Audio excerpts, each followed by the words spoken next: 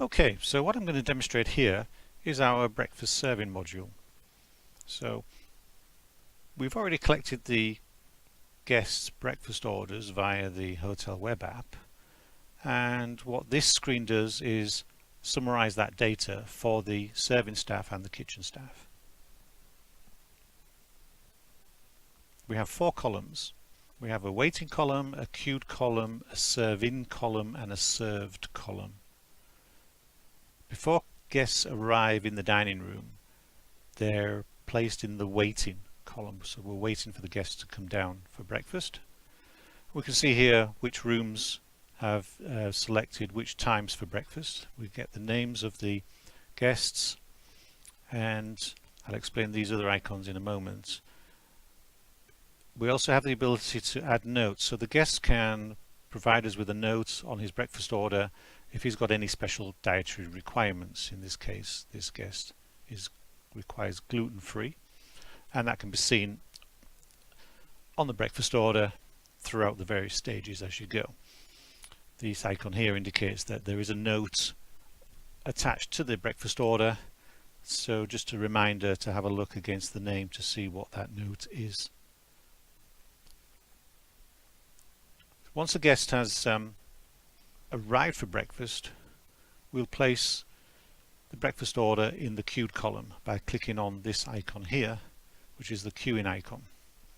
Once in the queued column, the serving staff will serve the tea and the toast and instruct the kitchen staff to prepare the eggs. The kitchen staff is already aware of what is required, but we cook the eggs to order. Some of the other items are cooked a little bit in advance just to speed up the breakfast system. The kitchen staff also have access to this page too, so they can see what's going on, but more importantly for them, they have a summary page. I'll quickly jump over to that to show you what the kitchen staff see. They don't need to know who's having what, they just need to know how many items to make for what time. So what this does is summarize the overall breakfast orders. We have an overall summary to begin with, so they can see how many items are required of each menu item. These can then be pulled from the refrigerators or freezers or wherever they get the goods from. And then this is broken down by time, so they can see what they need to prepare at what time. So in this case they need 3 bacons for 8:30 and 2 bacons for 9:30 and so on and so forth. So they'll start to cook this slightly ahead of time because we know the guests are coming down at 8:30. There's no point in waiting for them to come down. They'll be waiting longer for their order. If we can pre-cook some of the items a little bit ahead of time, there's less time waiting to serve, so the breakfast orders are served a little faster. If we go back to the breakfast serving module, once the tea and toast have been served and we know that the eggs are now ready, we can move the breakfast into the serving column. So serving means that these items can now be plated up along with the eggs and served to the customer. So the plates are taken out to the customer, and at this point then we can use the finish flag to indicate that that breakfast order is now complete. The red highlights on some of these items indicates that the menu has recently changed. It's just there as a reminder to the kitchen staff and the servers that the guest may have changed the order at the very last moment. So they may see something different to what they saw 5-10 minutes ago, but this is now the current order that the guest requires.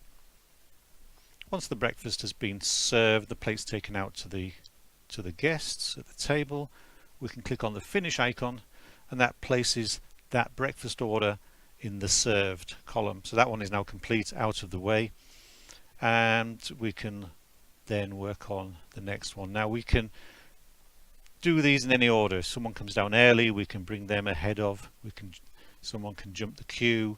So if room 3 comes before room 6, we can place the room 6 back in waiting and proceed with the room 3 order.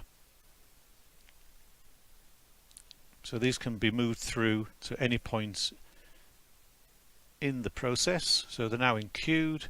By clicking on the serving icon, they're moved into the serving mode. Clicking on the finish icon moves them into the finished mode, but we can take that process back if required. So from the served mode we can go back into serving, and we can go back into queued, and we can go back if necessary into waiting. That might be required if, for instance, the wrong table, the wrong room's been identified. So the wrong room was selected initially to put into queued, we need to put it back into waiting. And also if an order has changed slightly, we need to go back and just check what's going on with the order. So basically what we have here, we can move any breakfast order through the process at any time. So you can have multiple orders all running through the process. Some can halt at various stages, others can leapfrog over, but it provides an overall view for the serving staff and the kitchen staff of who's down for breakfast, who needs what, when they need it, and everything can be served on time. That completes the demonstration. Thank you.